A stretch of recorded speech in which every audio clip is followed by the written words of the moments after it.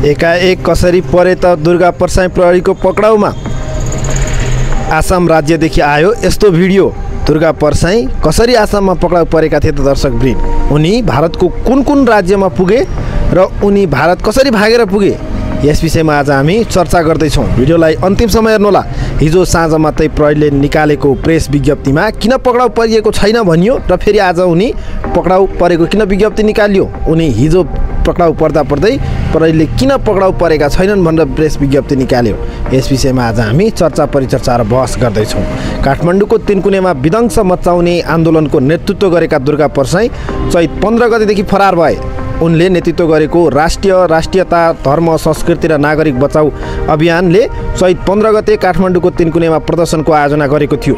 जुन प्रदर्शनलाई पूर्व राजा ज्ञानेन्द्र शाहको समर्थन रहेको परसाईको दाबी रहेको थियो। तर सो प्रदर्शन हिंसात्मक बनेसँगै पूर्व राजा विवादमा त तानिए नै उनी पनि तिनकुनेबाट BNB 4208 नम्बरको स्कर्पियो चढेर एकाएक भारत भागे। परसाईले काठमाडौँबाट भाग्नका लागि प्रयोग गरेको स्कर्पियो यसअघि नै झापाबाट भेटिएको थियो।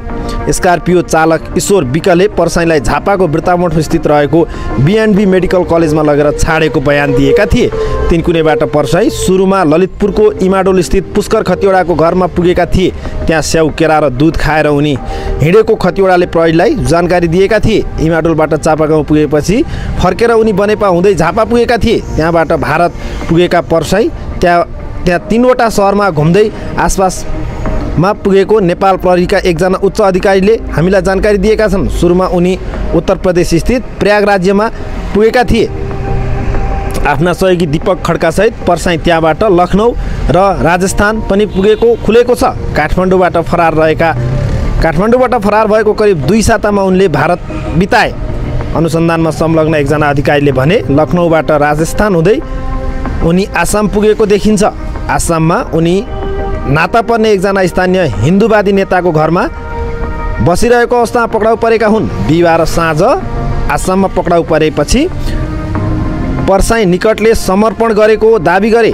तर उनले आत्मसमर्पण नगरेको प्रहरी अधिकारीहरू बताउँछन्। भद्रपुर विमानस्थलमा सञ्चारकर्मीलाई प्रतिक्रिया दिँदै उनले भने मैले आफै पक्राउ दिएको हुँ। नेपाल भारत बीचमा आरोपी लेनदेन गर्ने कानुन जटिलताका कारण प्रहरी प्रधान कार्यालयले गए राति विज्ञप्ति प्रकाशन गरेर परसाईको खोजी भइरहेको जिकिर गरेको थियो। त्यति बेला उनी पक्राउ भने परिसकेका थिए।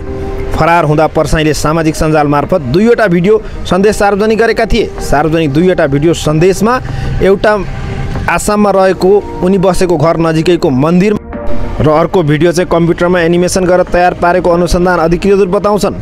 2 टोलीले खोज्यो परसाईलाई। परसाईको खोजीमा विशेष ब्युरो र उपत्यका अपराध अनुसन्धान कार्यालयको टोली परिचालित थियो। IGP को प्रत्यक्ष मातहतमा रहेको विशेष ब्युरोको कमान्ड DIG सिद्ध विक्रम शाहले गरेका छन्। विशेष ब्युरोका अधिकृतहरू उत्तर प्रदेशको प्रयाग राज्यमा केही दिन बसेर फेला नपरेपछि नेपाल नै फर्किएका थिए। उपत्यका अपराध अनुसन्धान कार्यालयबाट खटिएको टोलीले आसाममा पक्राउ गरेर उनलाई प्रदेश नम्बर 101002 3693 नम्बरको स्कर्पियोबाट झापा ल्याएका हुन्। परसाई आसाममा पक्राउ परेको सूचना विशेष ब्युरोबाट नै चुइएको थियो। तर आरोपी सुपुर्दगी गर्न आवश्यक सन्धि नभएको हुनाले उनलाई झापामा पक्राउ गरेको देखाउनका लागि प्रहरी बाध्य भएको थियो। बिहिबार राति विज्ञप्ति प्रकाशन गरेर परसाई पक्राउ नपरेको जिकिर गरेर प्रहरीले विज्ञप्ति निकालेको थियो। दिनेश आचार्यले 24 घण्टा नबित्दै अर्को विज्ञप्ति निकालेर प्रहरीले उनलाई पक्राउ गरेको जानकारी दिएका छन्। विज्ञप्तिमा आचार्यले भनेका छन् दुर्गा परसाई भद्रपुरबाट भेटिएका छौँ। दुर्गा परसाईलाई भद्रपुरबाट भेटायौँ। प्रहरीले शुक्रबार उनलाई काठमाडौँ ल्याएर अदालतमा उपस्थित गरेको छ।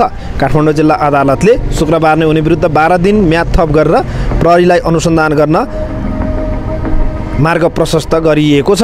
परसाईसँगै रहेका सहयोगी खड्कालाई पनि पक्राउ गरेर उनीसँगै मुद्दा चलाइने भएको छ।